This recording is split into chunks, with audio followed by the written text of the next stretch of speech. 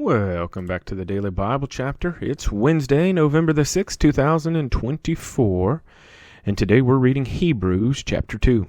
The heading for Hebrews chapter 2, Do Not Neglect Salvation.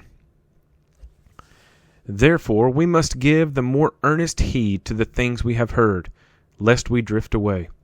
For if the word spoken through angels proved steadfast, and every transgression and disobedience received a just reward, how shall we escape if we neglect so great a salvation, which at the first began to be spoken by the Lord, and was confirmed to us by those who heard him? God also bearing witness, both with signs and wonders, with various miracles and gifts of the Holy Spirit, according to his own will. For he has not put the world to come, of which we speak, in subjection to angels, but one testified in a certain place, saying, What is man that you are mindful of him, or the son of man that you take care of him? You have made him a little lower than the angels.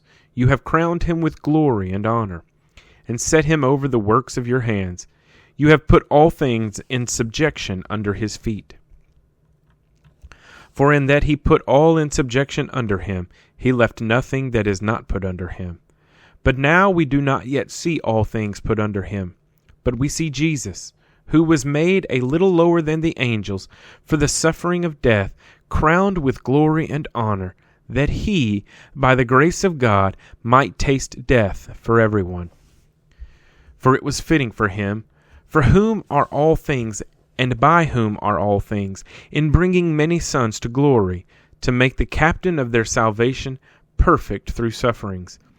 For both he who sanctifies and those who are being sanctified are all of one, for which reason he is not ashamed to call them brethren, saying, I will declare your name to my brethren. In the midst of the assembly I will sing praise to you. And again, I will put my trust in him. And again, here am I, the children whom God has given me.